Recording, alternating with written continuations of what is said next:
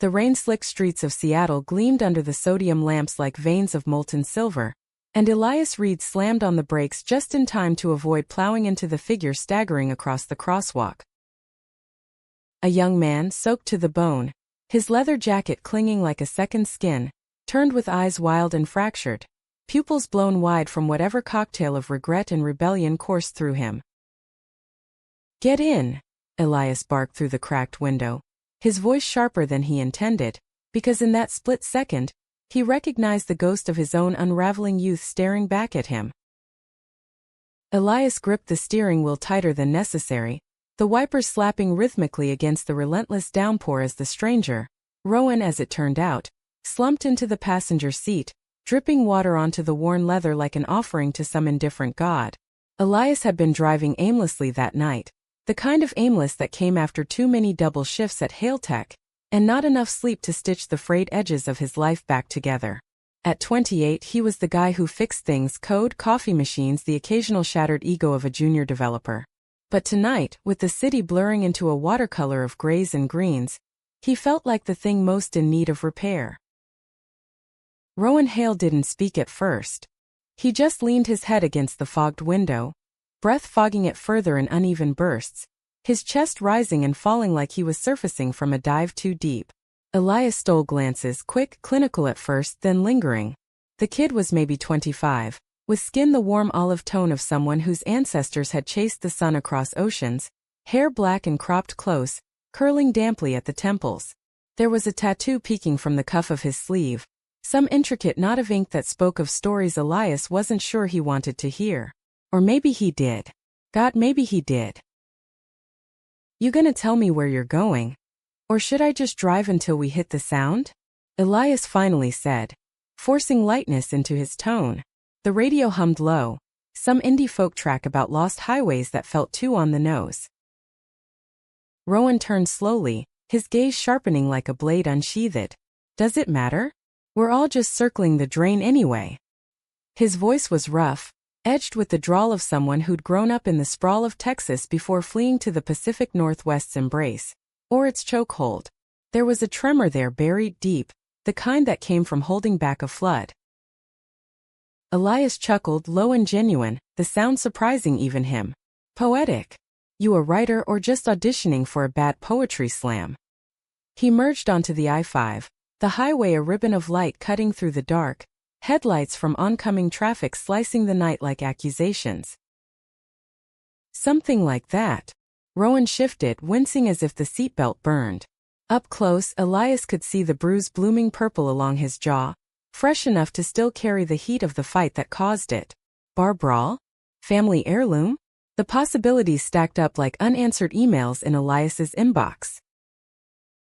They drove in that charged silence for miles, the rain a constant percussion against the roof, until Rowan broke it again.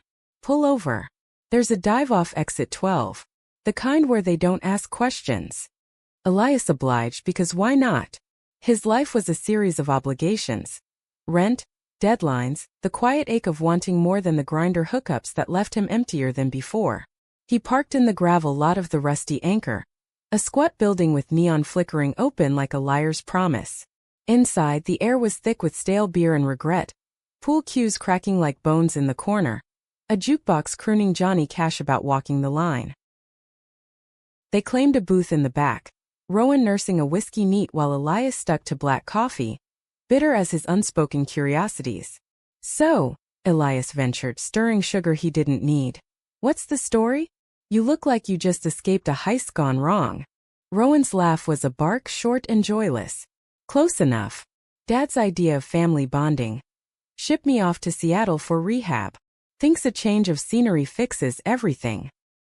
He downed half the glass, Adam's apple bobbing in a way that drew Elias's eyes despite himself. "You ever feel like you're just performing? Like the whole world's a stage, and you're the understudy who forgot his lines?" Elias leaned back, the vinyl booth creaking under him. Oh, he knew that script by heart. Coming out at 22, in a small college town outside Portland, had been less fireworks and more fizzle. Parents who nodded politely over Thanksgiving turkey, friends who drifted like smoke. He'd built walls since high and efficient code for emotions he couldn't debug. Every damn day, he admitted, voice soft. But hey, at least the applause is imaginary. Rowan's eyes met his then, really met them, and something shifted in the dim light. A spark fragile as a match head. They talked until last call, words tumbling out like confessions in the confessional. Rowan's rebellion against a tech mogul father who built empires on silicon but couldn't bridge the gulf to his own son. Elias's climb from barista to lead dev at Hailtech, scraping by in a city that priced dreams out of reach. By the time they stumbled back to Elias's beat-up Subaru, the rain had eased to a mist, and Rowan scrawled his number on a napkin with a borrowed pen. "Call me," Rowan said, pausing at the door, his hand lingering on the frame. "Or don't. But if you do, make it count."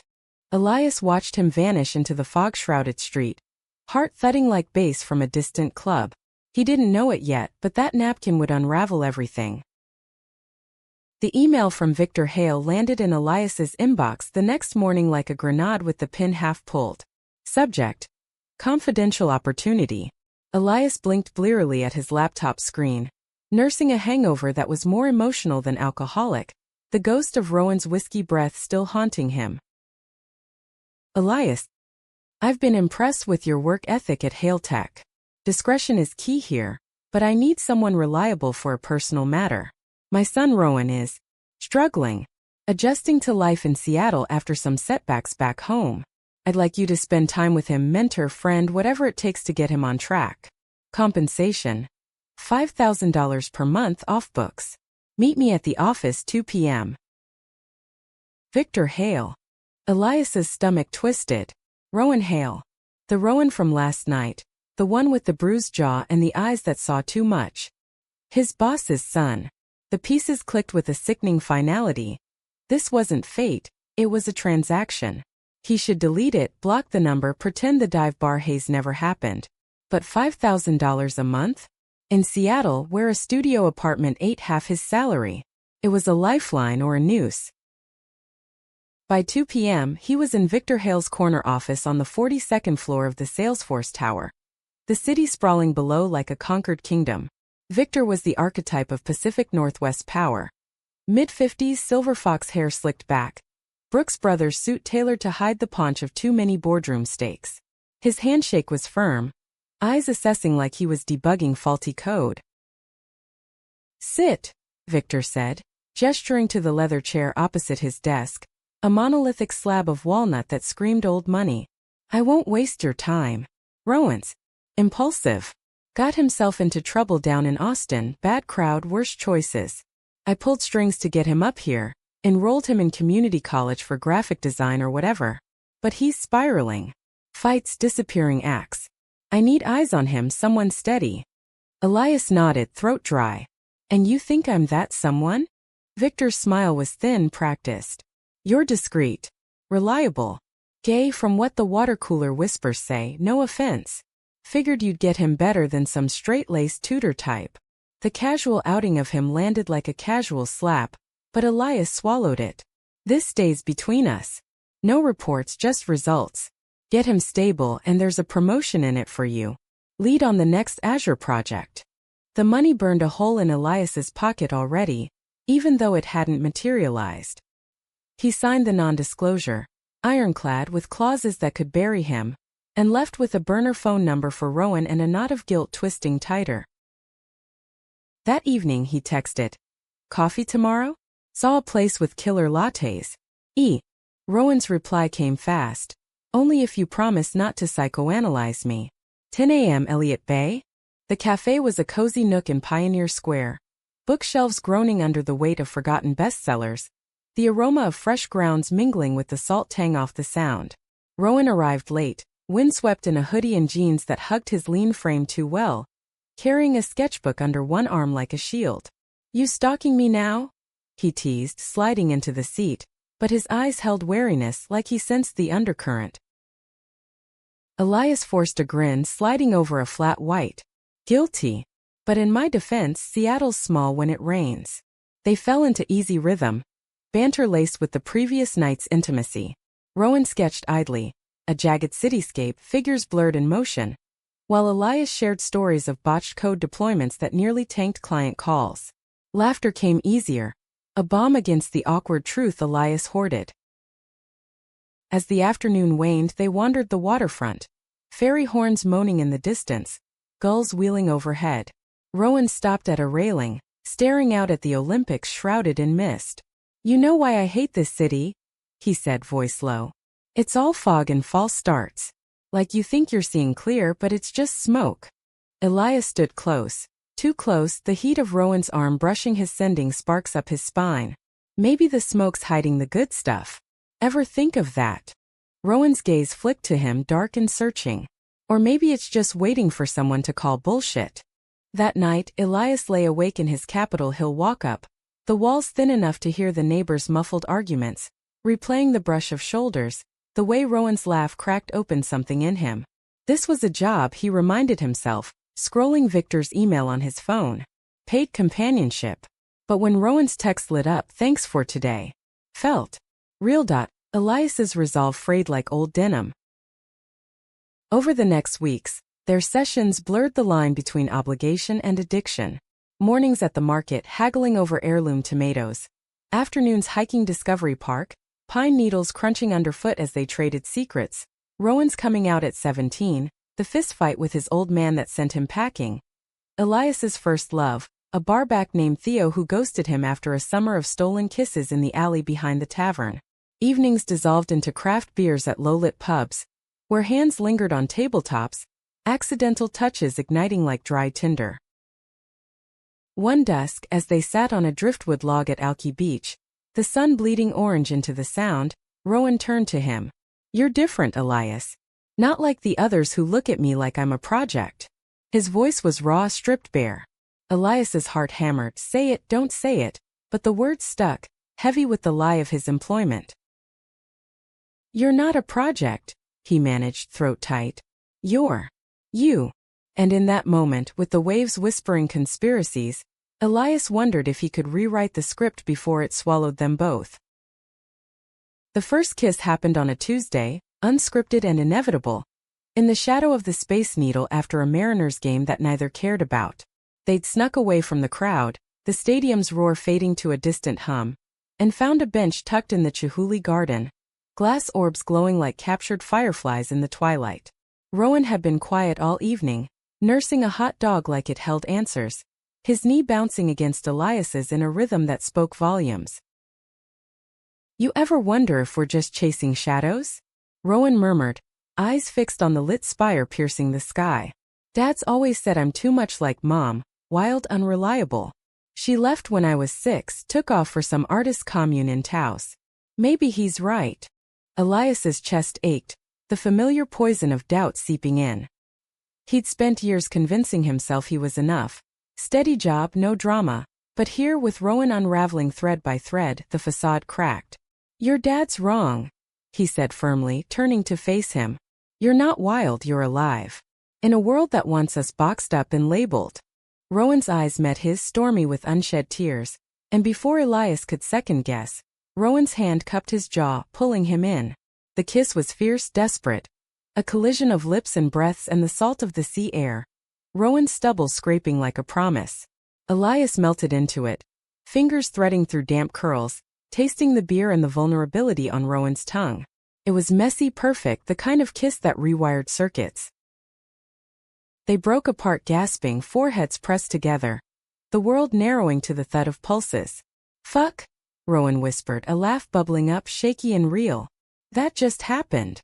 "Yeah," Elias breathed, thumb tracing Rowan's lower lip, memorizing the swell. "And I don't want it to stop." From there the entanglement deepened, a tangle of stolen moments and whispered confessions. Weekends bled into each other. Lazy brunches at his place where Elias cooked eggs over easy and Rowan sketched them both nude on butcher paper, lines bold and unapologetic. Midnight drives to Bainbridge Island, ferry decks empty save for them, wrapped in a shared blanket against the chill, hands exploring under layers as stars wheeled overhead. Sex came naturally, the first time in Elias's bed after a bottle of Pinot and a playlist of Bon Iver. Slow, reverent, Rowan's body arching like a bowstring under Elias's touch, moans swallowed in the dark. But the job shadowed it all, a specter in the corner. Victor's checks deposited seamlessly, $5,000 hitting Elias's account like clockwork, each one a barb. He justified it. Rowan's cleaner now, sketches turning from chaos to cohesion. No more bruises from phantom fights, but guilt not, especially on calls with Victor. Progress? The man would ask, voice clipped over speakerphone. He's opening up, Elias lied, hating the ease of it. Rowan sensed the shift, though he never named it. One night, post-coital glow fading as they lay tangled in sheets scented with sweat and sandalwood. He propped on an elbow, tracing the constellation of freckles across Elias's chest. You're holding back, he said softly, not accusatory, just observant. Like there's a wall I can't see. Elias's heart stuttered. Lie, deflect, run. Instead, he pulled Rowan closer, burying his face in the crook of his neck. Just scared, he admitted, the word tasting like rust. Of losing this. Rowan's arms tightened, a fortress. Then don't let go. The lie festered, though, bubbling up in quiet moments. Elias started overworking, burying himself in code reviews to avoid the intimacy that demanded truth. Rowan pushed back gently. Surprise picnics in Volunteer Park, where cherry blossoms rained like confetti, or impromptu dance parties in the kitchen to the National, bodies swaying until words weren't needed. Yet the cracks widened. Victor summoned Elias to the office one gray afternoon, the skyline brooding under thunderheads. He's improved, Victor conceded, pouring scotch from a crystal decanter. But I hear whispers, nights out, too much closeness. Remember the terms, Elias. This is guidance, not entanglement. The word hit like a gut punch, Victor's eyes cold, calculating. Understood, Elias choked out, pocketing the envelope of cash. Bonus, it said, like dirty laundry. Driving home, rain lashing the windshield, Elias pulled over on Aurora Avenue, dry heaving into the gutter. Betrayal tasted sour, but whose? Victor's for the transaction?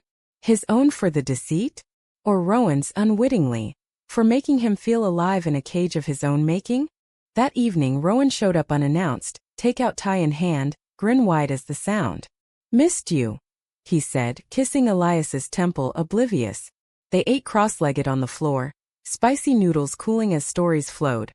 Rowan's latest design gig at a local print shop, Elias's triumph over a stubborn algorithm. But when Rowan reached for him, Elias flinched, the envelope burning in his jacket pocket. Not tonight, he muttered, feigning exhaustion. Rowan's face fell, shutters slamming down, but he nodded, curling away like a fern at frost. In the dark, Elias stared at the ceiling cracks mapping his regrets, wondering how long until the foundation crumbled. The betrayal erupted on a crisp October morning, leaves skittering like fleeing secrets across California Anderson Park. Elias had been dodging Victor's increasingly pointed emails, results plateauing. While Rowan's texts grew laced with hurt. Where'd you go? He threw himself into overtime, screens blurring into nightmares of binary code spelling out liar, fraud, user. Rowan cornered him that Saturday, bursting into Elias's apartment with a ferocity that shattered the quiet. We need to talk, he said, voice steel-wrapped velvet, slamming a manila folder onto the coffee table. Inside, printouts of bank statements, Victor's emails forwarded from a hacked account. God, Rowan had always been clever with tech. And the non-disclosure, highlighted in venomous yellow. Elias's world tilted. How? Doesn't matter. Rowan's eyes blazed, olive skin flushed with fury, the tattoo on his wrist, a Celtic knot for unbreakable bonds, seeming to pulse. You were paid? This whole thing. Coffee kisses, the way you looked at me like I was worth something, it was a goddamn job. The words landed like shrapnel, each one embedding deeper. Elias sank onto the couch, head in hands. It started that way. Victor approached me, said you needed help. I didn't know you, Rowan. But then, it became real. You became real. Rowan laughed, bitter as black coffee. Real. That's rich. Do you even hear yourself? I trusted you. Let you in after everything, Dad's control, the ex who cheated with my best friend, the nights I wanted to drive off that ferry bridge. And you were clocking hours. He paced, a caged panther, sketches from their early days fluttering to the floor like fallen leaves. Elias's profile in charcoal, tender and true. Was any of it you? Or just the paycheck? Elias surged up, desperation clawing. All of it. From that first night in the rain I saw you, not the project, not the payout. I fell, Rowan. Hard. And I've been hating myself for the lie every day since. Rowan stopped inches away, breath ragged. The air crackled, thick with the scent of rain-soaked wool from his jacket and the undernote of betrayal. For a heartbeat, Elias thought he might bridge the gap, pull him close and beg forgiveness with touches that spoke louder than words. But Rowan recoiled, eyes glassy. You don't get to decide when it's real, Elias. That's not how this works. He stormed out, door slamming like a guillotine, leaving Elias in the wreckage. The apartment echoed with ghosts. Empty wine glasses from their last date. A half-read novel dog-eared at the chapter on redemption. Elias slid down the wall, sobs racking him, silent and savage. He'd fixed code, mended hearts in theory, but this was irreparable. Word reached Victor by evening. A terse voicemail, "You're fired. And if you contact him, lawyers will bury you." Elias didn't care about the job. The money had soured long ago. He wandered Capitol Hill in a daze, neon signs blurring through tears, pride flags whipping in the wind, a reminder of freedom's hard-won and easily lost. At a corner bar he downed shots until numbness crept in, strangers' flirtations bouncing off like rain on glass. Dawn found him on a bench in Lakeview Park, nursing a headache and the hollow ache of loss. Rowan's face haunted him. The curve of his smile, the vulnerability in his sketches, the way his body fit against Elias's like a missing puzzle piece. He'd betrayed them both, trading authenticity for security, and now the cost was etched in every breath. But in the quiet, as joggers pounded paths and coffee carts steamed, a spark flickered. Redemption wasn't a transaction, it was pursuit. Elias pulled out his phone, fingers trembling over a text he might never send. "I'm sorry. For the lie, for the hurt. But not for loving you. That's the truest code I've ever written." He hit send, then deleted the thread, letting the universe decide. Freedom, he realized, tasted like fog lifting, uncertain but alive. Winter clamped down on Seattle like a vice, gray skies pressing low. The holidays a parade of forced cheer that Elias endured like a penance. He crashed on a friend's couch in Fremont, cobbling freelance gigs, debugging apps for startups desperate enough to overlook his tarnished Hail-Tech resume. Nights blurred into marathons of bad TV and worse takeout. Rowan's absence a phantom limb, throbbing with every heartbeat. Victor made good on his threat. A cease and desist arrived by courier, crisp and impersonal, barring contact under penalty of suit. Elias burned it in the sink, watching flames lick paper until only ash swirled down the drain. A ritual as futile as it was cathartic. Whispers at industry meetups painted him as the villain. Slept his way to a promotion, then botched it. He let them talk. Truth was his solitary confessor. Rowan, from the fragments Elias gleaned via mutual acquaintances, had vanished into the ether. Rumors of a road trip south, sketches sold online under a pseudonym, a ghost haunting Austin's art scene. Elias stalked his Instagram incognito, heart twisting at posts of dusty Texan sunsets, captions cryptic, chasing light in the dark. January thawed into February's tentative blooms, and Elias rebuilt in fits. Therapy sessions unpacking the shame of his queerness commodified, runs along the Burke-Gilman Trail where endorphins drowned doubt. He volunteered at a youth center in the Central District, mentoring queer kids on coding. Watching their eyes light up at a successful loop felt like absolution, small but steady.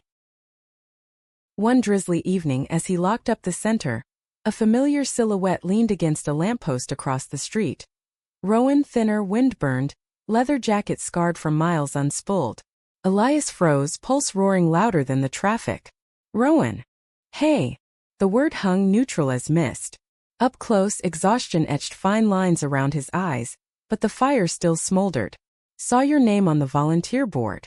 Figured. Coincidence or fate?" Elias swallowed, hands shoved deep in pockets to hide the tremble. "Both, maybe. You look like you've been running." Rowan shrugged, gaze dropping to scuffed boots. "From Dad, from the mess. Ended up in Marfa, chasing art ghosts. Painted a mural on an old silo, big angry thing about breaking chains." A pause, heavy. Thought about you. A lot. The admission cracked something in Elias' hope fragile as crocus shoots. I sent that text. After. You see it.